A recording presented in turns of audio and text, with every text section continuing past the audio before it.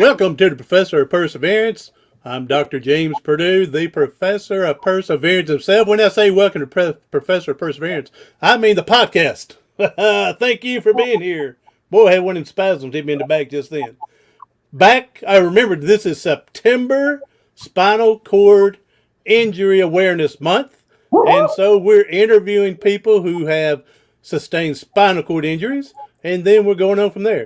Now, back from popular demand. You didn't know you're popular demand, did you there, Vincent? I do not Oh, know the popular I demand. got his book backwards here. Back from popular demand with Lead Out Loud book, Vincent Phipps. Hello, James. How are you? Professor of Perseverance. It is an honor and a privilege, James. Always good to see you, sir. Always good to see you, man. You get me all fired up. Doesn't take much to get me fired up, but you get me fired up every day, every time I It talk is to an you. honor, sir. It is an honor. You're a good man, good positive role model. Well, So thank you, James. It's a pleasure. don't let anybody fool you and tell you different. Well, I won't listen to them if they try. There you go. So I see that you had a little alteration done to I guess it's your left arm. Yes, sir. I had my left tricep tendon torn off the bone by over exercising. You know, I'm going to tell you right now, you sustained a neck injury like me, spinal cord injury, Yes, and I sir. can honestly tell you, not many people consider spinal cord injury quadriplegic can say they ripped their tricep tendon off the bone. Not many people can say that. Fair enough. That's why I have the honor of being a guest on the Professor Perseverance. You want rare people? I want to do my job for you, sir. Well, you're there, great. Yes, and when I say popular demand, I had at least two people commented the other time we were live together, and Oh, one of them's already on here. She's Nancy. She's talking about saying your triceps, and she's letting me know she's here. hello, And Nancy. Good to see you, and thank you for the positive feedback. It is an honor. so, and the other one's Jan Fansler. She was on the other time with us, but she may not make it today. She's got some important stuff going on, and she Well, says thank she'll you for catch all us your on. positive feedback. Yep, she says she'll catch us on the what's called the flip side, the replay. So, Absolutely. After we all catch right, you on the flip side. that's right. So, other than your tendon surgery, everything else going all right? Yes, sir. Life is going well, James. I'm very fortunate. When you have accidents of the severity that we've endured, you learn to be very appreciative, even when your days aren't as perfect as they could be. You learn to be grateful that you can just stand up. You learn to be grateful that you can just feel the wind on your face. You learn to be grateful that you can just hear positive people around you. So even though the days aren't as perfect as they could be, when you survive a near-death experience, you learn a higher level of appreciation for so many other things. The other day I had Jessie Strawham on, and she was talking quite a bit about gratitude. Mm. So she says she wakes up in the morning, think of five things she's been thankful for, and then when she goes to bed, five things that during the day that she was thankful for. So Mm.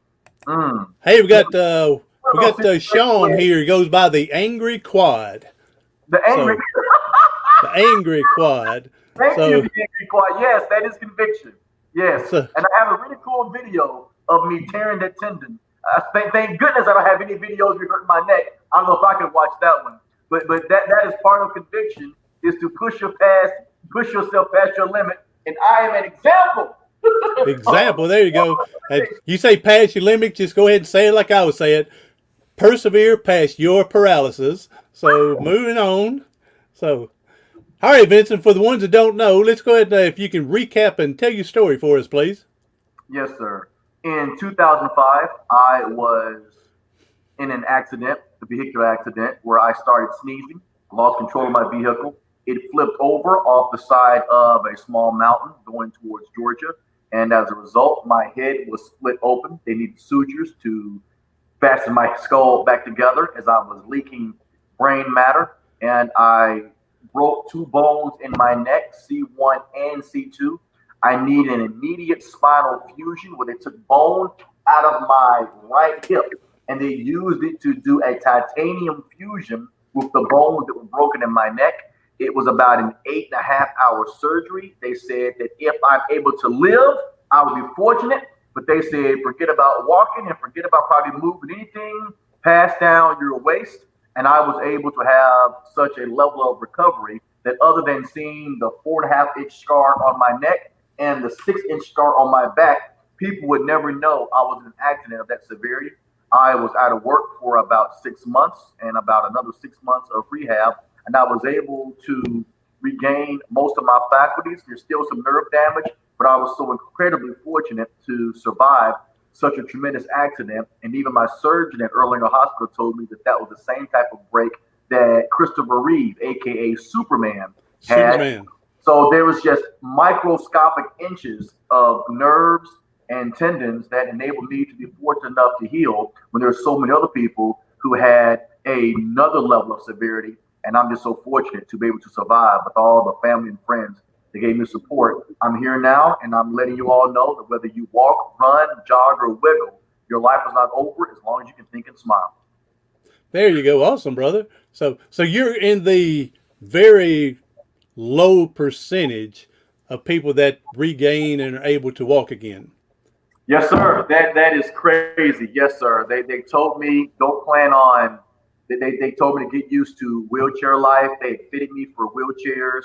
They had signed me up for different classes in, I think it was Vanderbilt and maybe in Birmingham, certain hospitals that specify about spinal recovery. So they were signing me up. Get ready for your life. They'd give me phone numbers of people who help me out, the ramps inside of your home.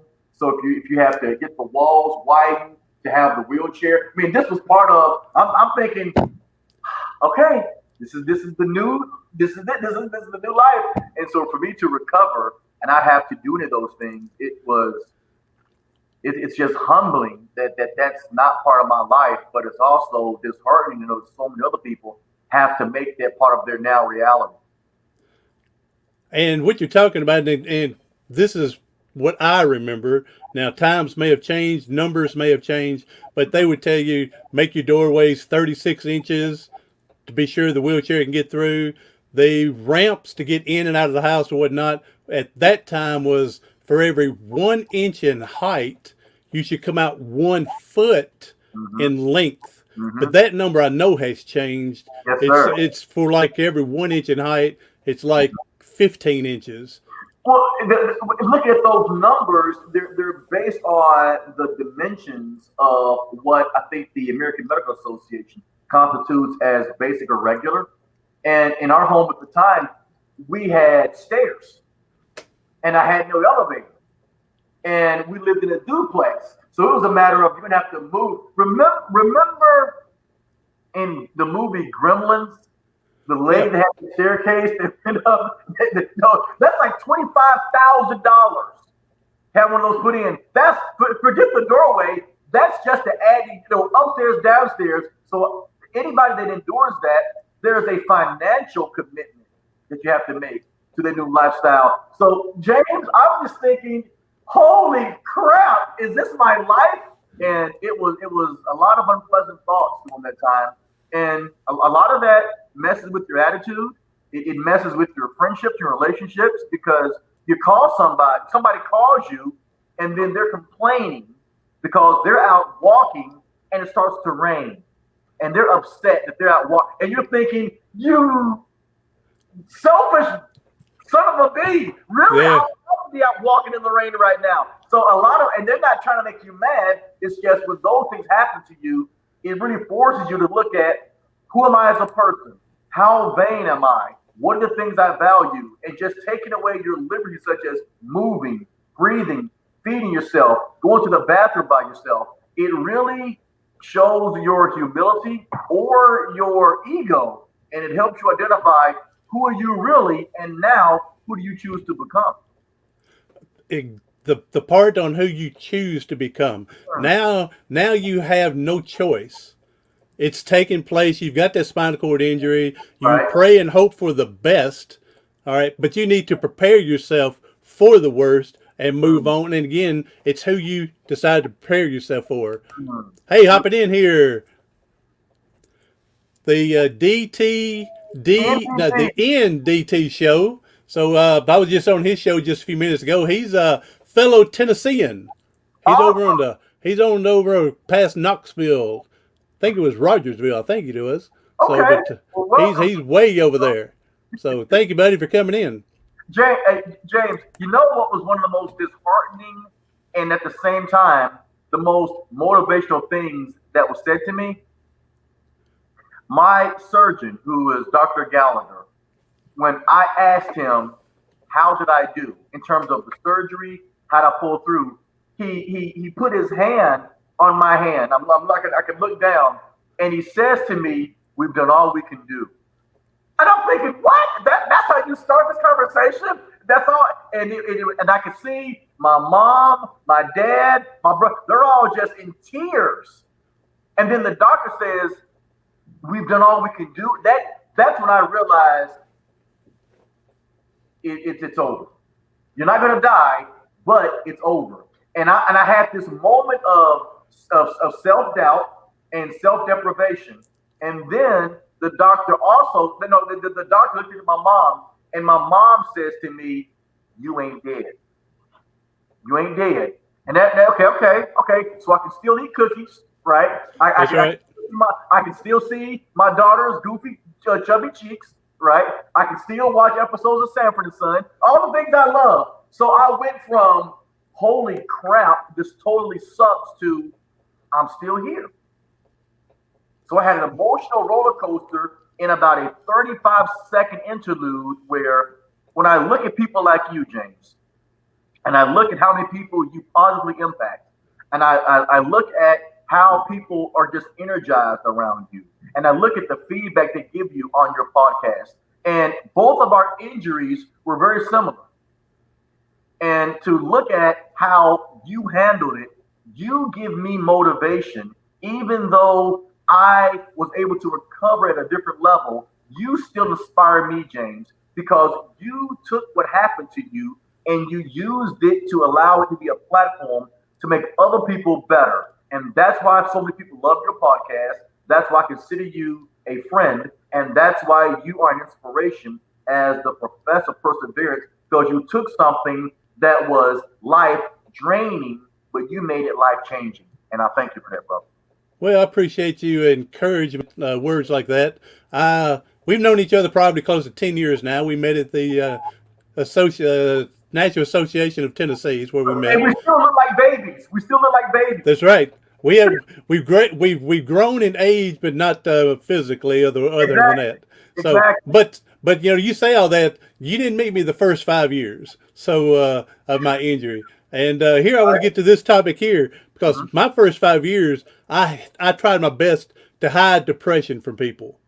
I didn't want them to worry, especially my family. I didn't want them to worry about me. So I would put on the good old happy face during the day. Let's go give the old college try. Because then I had no idea what I was going to do in life. And I kept thinking this is going to be a boring life as well. But I'm giving the old college try. But when I finally got out of my depression, which me, it took about 5 years, then I realized how bad I really was. And then also I realized I didn't fool hardly anybody. They saw through it. They know. They know. So did you go to a depression state? Heck yes. Oh my gosh. You know what? I'm not a cursor, but James, I tell you, brother, there were a couple of days. Was it me, James, or do you have these moments where right when you came out of your surgery, when you're and your nerves coming back, when you feel a sneeze coming on, so you nod your head, you try to get your mind ready. This is going to hurt like a motherfucker, and you got to sneeze, but your neck when you like and it's just this pain, and you're praying that okay, I'm about to curse, and yeah, mama, you over there, this hurts. So hey, I don't care, Pastor, get ready, because it hurts, and you go through these moments where you don't even want to move because standing up hurts, laying down hurts, shifting your weight hurts, sneezing hurts. You don't want to cry because it hurts. You don't want to laugh because it hurts. So you're just in this constant phase of you don't even want to move. And then there are people, and no fault to them. People are calling you all the time. They're wanting to come over all the time. So you gotta kind of, hey, I'm doing great. No, you ain't. You can't even move. So there are these moments where your body changes. Your body changes because you can't move or exercise. Then you have to be humble because going to the bathroom changes. Can we be real, James? Yes, yes, So, yes. This is it. This is no hold bar. oh, keeping your body clean, having people feed you, it's just you go back into a state of helplessness where you're angry, you question God, you question luck, you question other drivers, you just get mad and you forget about the things you have. And I'm talking for myself, you go into this moment of just anger and depression. And for people like us, James, that are in the positive motivational field, you start to question your own ethics. Like, because you can't practice what you teach. So when people call you, they expect you to be upbeat and interject. You thinking, I have not washed myself in 3 days. I don't feel clean or happy. What do you want? Drop off your oranges and leave. That's right. That's right. And you don't feel like being positive or happy at all. All you want to say is, get out of my house and don't come back till I say so. But hey, uncle, hey, I'm doing great. Yeah, look, I can move my finger today. And you're thinking that maybe all I can move. And then we're still men. Can we be real? We're still men, and you want to do things that men want to do, and you can't do it. And we're young, and we're viral, and all shit. I'm getting too real. That injury changes everything, and it sucks. And you ask yourself, is it better to be on the other side, or is it better to try to live my life this way? And there's a lot of anger and a lot of depression. That's where having people around you that can put up with that bull crap and be there for you no matter what your hair looks like, no matter what your breath smells like, no matter what your armpits smell like, that will still feed you soup, that will still feed you spaghetti, that will wipe off the chili off your chin like some old decrepit person that can't. It's all it's horrible. But you have to fight through those moments. And yeah, I was there, brother. I was there, James. Yes. Hey, then you mentioned a lot of things here. Let me go back. My first time sneezing, I'm like you. And I was going, oh, and I was saying that I was dropping the S bomb. Oh shit, this is going to hurt. And I remember going like this. Now, Vincent, I went like this. I go, and then my head's going back, and I'm worried for whiplash happening. And all of a sudden, I go, phew. And I go, what? It. Yeah, I said, what? I said, it was like a little girl sneeze. And my lungs, where I hadn't been using them correctly, wasn't strong enough to force all that out at that time. So, hey, now James, you mentioned James, I was convinced that one of my sneezes blew out a stitch. I was convinced. I said, clear my neck. Is there anything wrong with your neck? Now I didn't realize that they had fused it together. I'm thinking I got like Frankenstein stitches, and that sneeze hurt so bad. I'm thinking that a stitch just popped off someplace. That's how bad it hurt. I'm thinking I'm going around like, okay, no cats, no cotton, no pollen, no sneezing allowed. I need Benadryl. Like, I don't want to sneeze forever. If you come in with any kind of fluffiness on you, stay outside. I wanted a fumigator in the living room. I didn't want any dust in the house. Vacuum 3 times. I was that concerned about sneezing because it hurt so bad. I had a cuss word ready. So exactly. All I needed was the ucker because I had the rest. I had the mother F already. There you go. That's right. That's right. It hurt. Now you mentioned earlier here today, and we hadn't talked about this before. What rehab you mentioned? Birmingham. What rehab did you go to? My rehab was at Benchmark and Siskin. All right. What was mentioned to me was that during the time I was going through recovery, I was told that there were certain facilities that specialized in types of electronic stimulation that would help to try to stimulate some nerve endings. And they were saying that the hospitals in Vanderbilt and Birmingham, 2 of those facilities were doing some stem cell type surgeries, very expensive, like $10,000 a session. I'd have to go through them, thank goodness. But I was being told, they're just giving you pamphlets, phone numbers, names of places I'd have to go to if I want to try to have what they considered a normal life. So mentally, I was just preparing myself where I got to be driven to this location. Here is this surgeon here. Here is this aquatic therapy center here. Here are the devices to buy for the home. Here's how to get the elevator. Here's the carpenter that can widen the length of the door. Here's who's going to put in the elevator. I mean, we were going through all those processes, and those locations were two of the ones that were going to be part of my new life. Nancy's got a question here. At that point when the doctor said that everything was done, she wants to know, did you contemplate suicide? Wow. Everybody has a breaking point.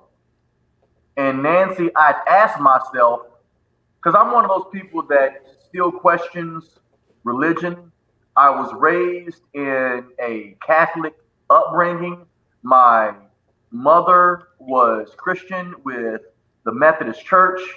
I had dated a girl in high school that was Presbyterian. My best friend is heavily Islamic and Muslim. So religion was always around me. And I asked myself, why not just kill me? Why if there is a higher power, why are you making me suffer? Why not just take me? Because believe me, if I could have grabbed something and probably drunk something, I probably would have taken it, but I couldn't freaking move. So I had to ask myself, why hurt me but not take me?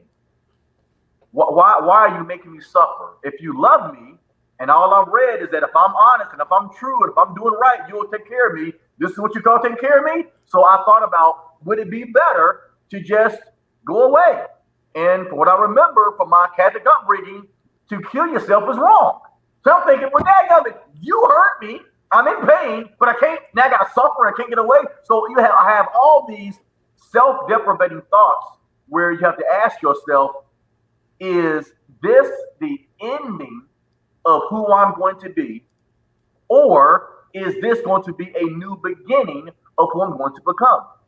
So I stopped looking at my life as mother F, dadgummit, this sucks. And I looked at what more can I do with this life that I have.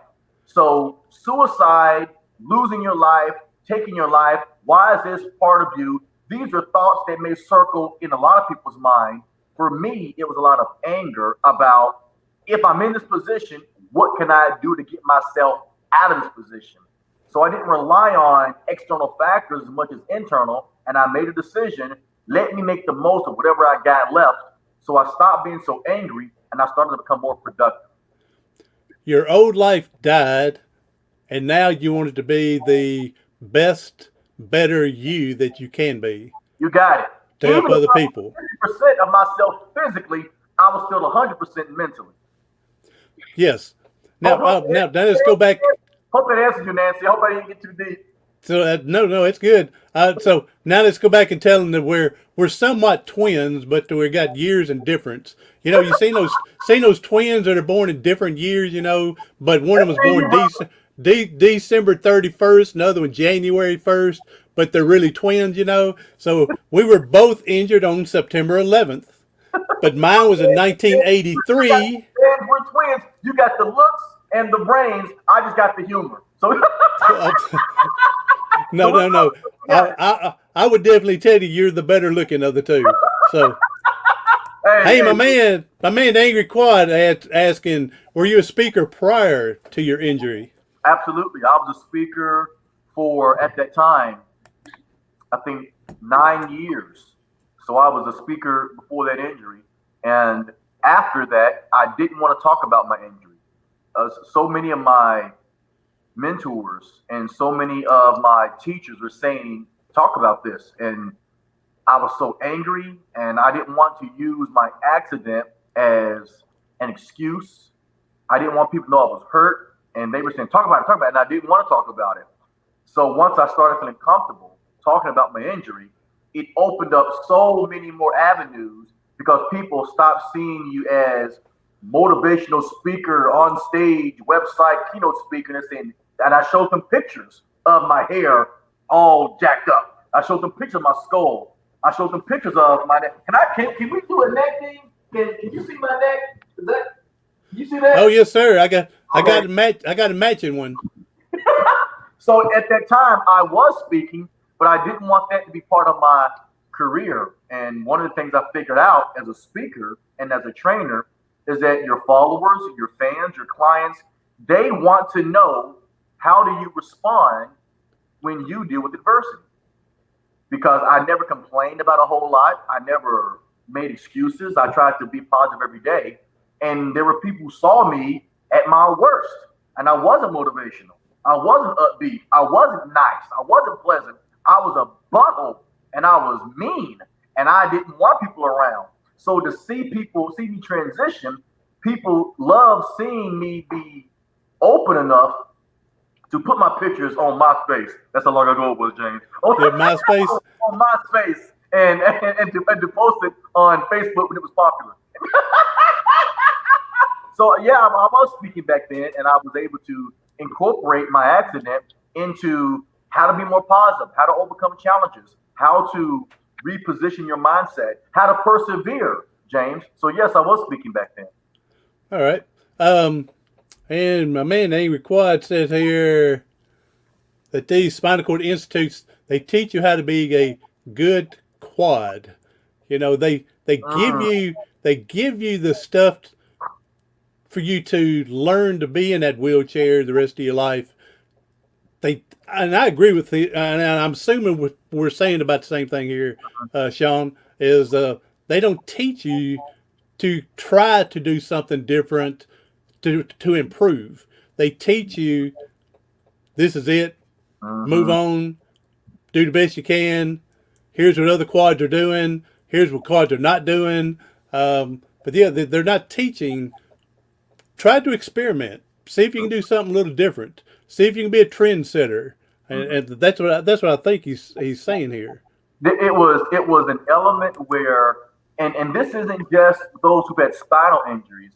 This is often said about medical fields, which is unjust or unjust, is that looking at the type of person, the nurses, the practitioners, the surgeons, those who are your physical therapists, there's a mindset that certain people have.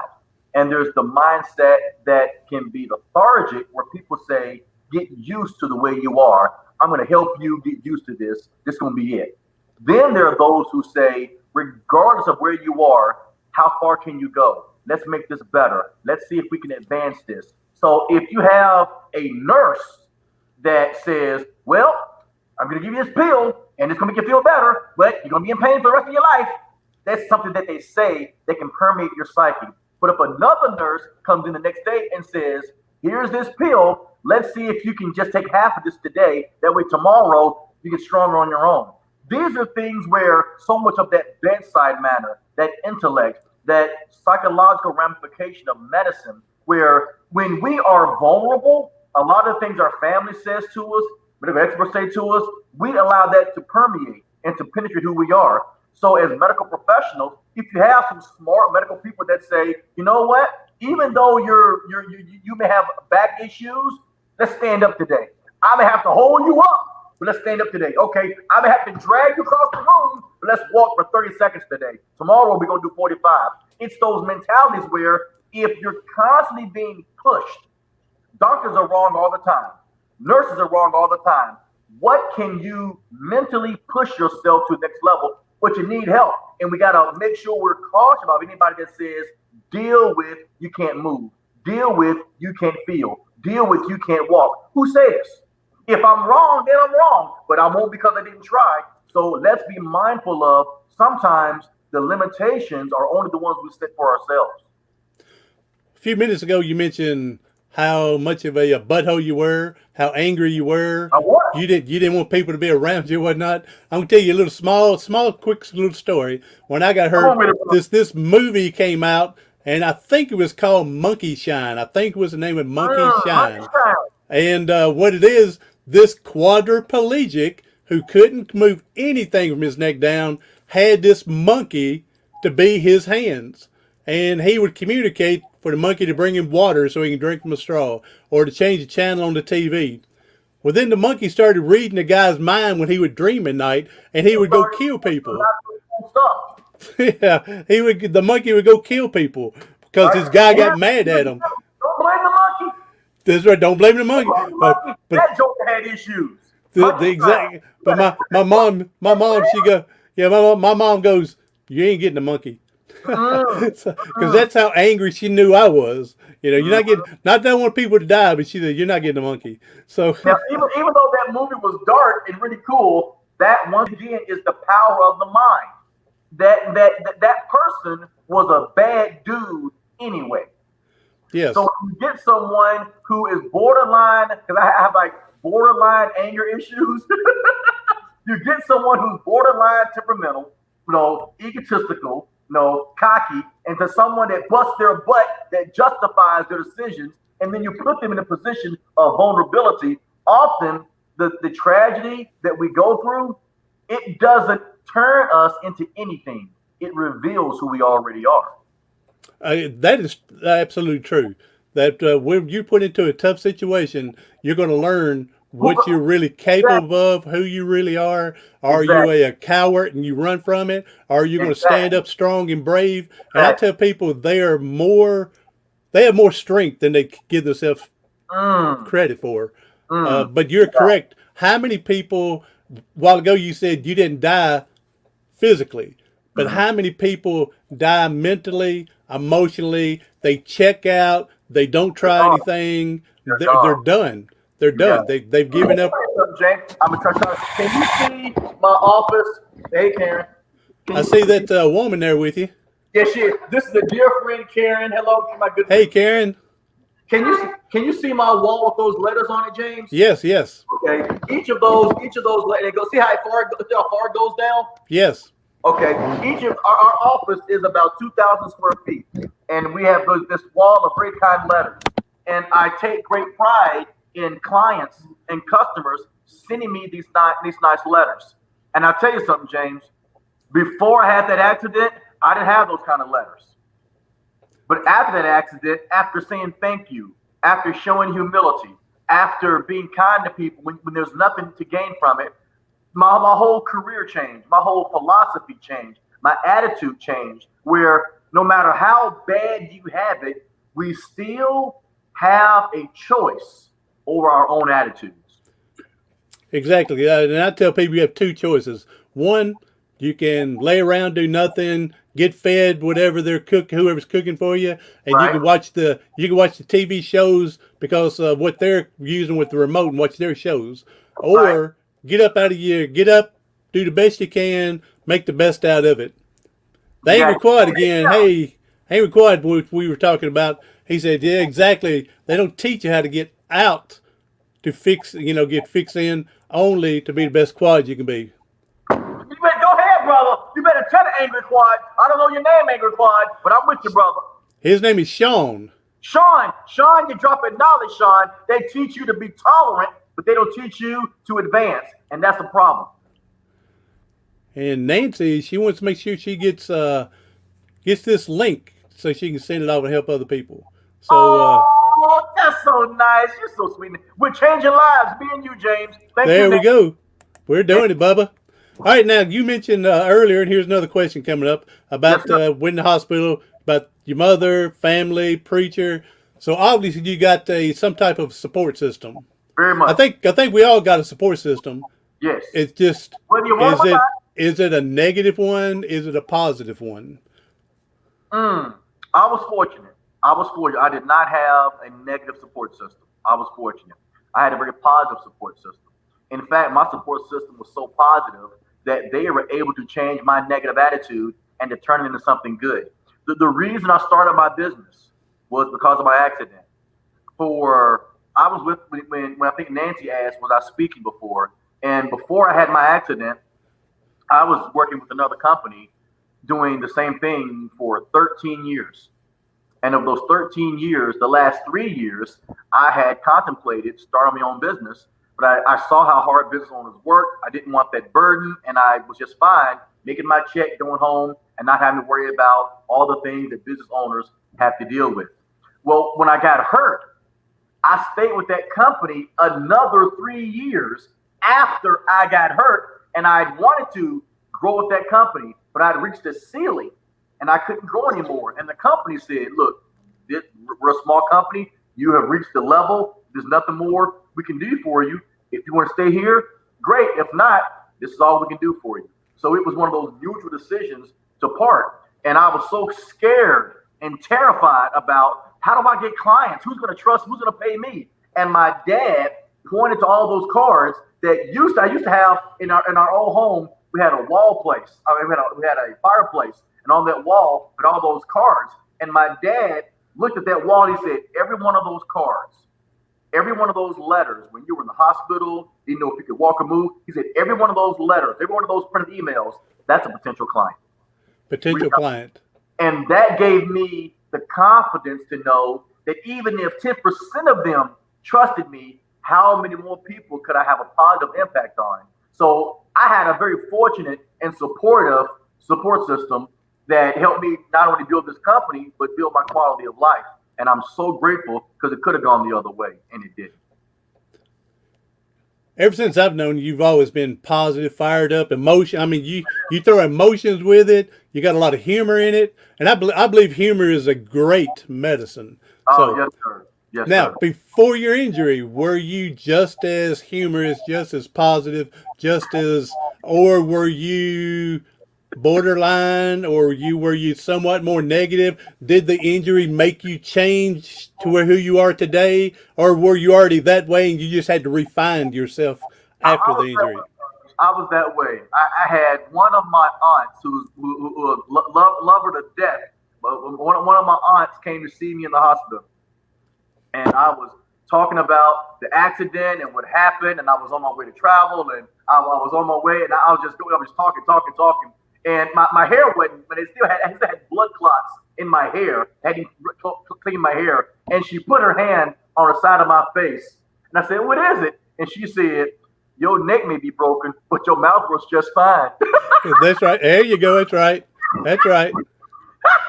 We need the truth sometimes in life. So, yeah, Jay James. Hey, since I was probably 2 years old, player. Hey, I was one in show and tell. I'm next. You already went. I got another one. So, that's right. That's right. Yeah, hey, this I've been this way for a long time, player. There you go. Awesome. So, hey, we're trying to keep this a little short since I'm trying to get so many of them in September. And so, if you can just finish us up with a powerful statement on something to help the next person struggling. While you're thinking of that, again, Vincent's book, Lead Out Loud. Everybody get you a copy of it.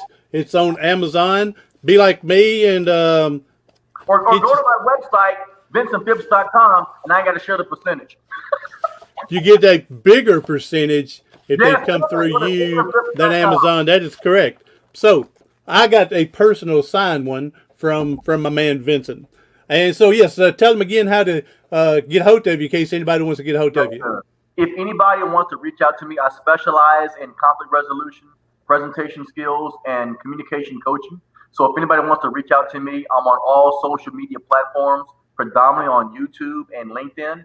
Feel free to also visit my website at VincentPhipps.com. That's VincentPhipps.com. There's a link that specifies if you want me to be your coach, or if you want me to do any type of virtual or webinars, or if you want me to be your in-person speaker. There is a calendar of all of the locations, both virtual and in person. You can also feel free to contact my office phone directly at 423-400-1040. That number again is 423-400-1040.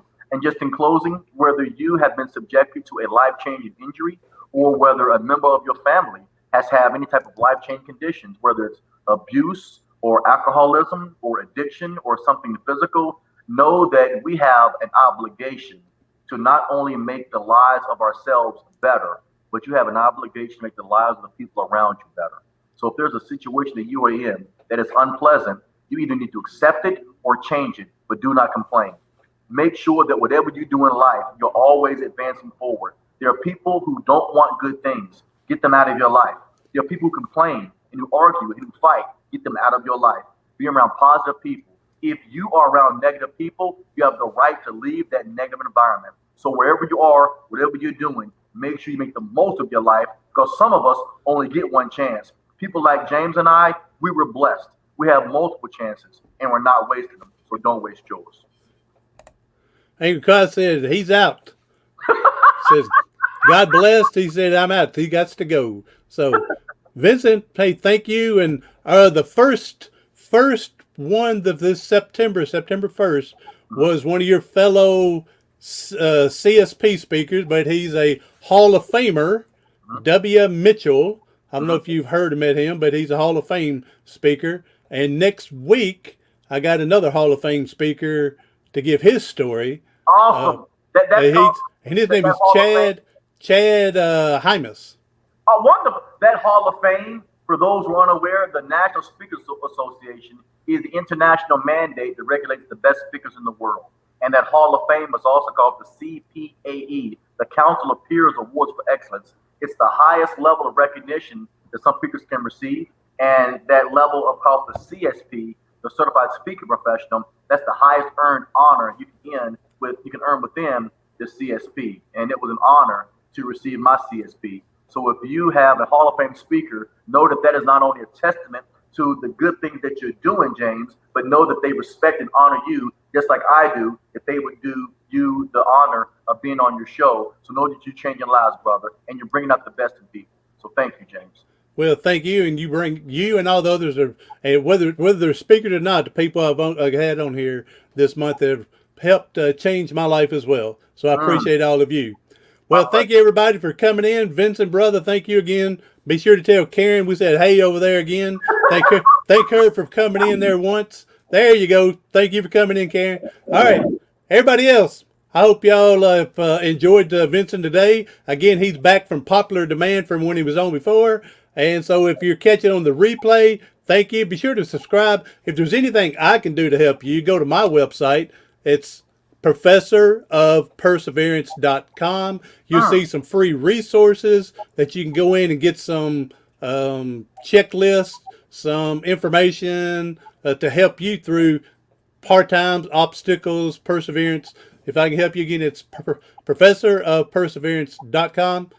To everyone else and everybody here, do something today, tomorrow, something next week that's going to help you persevere past your paralysis.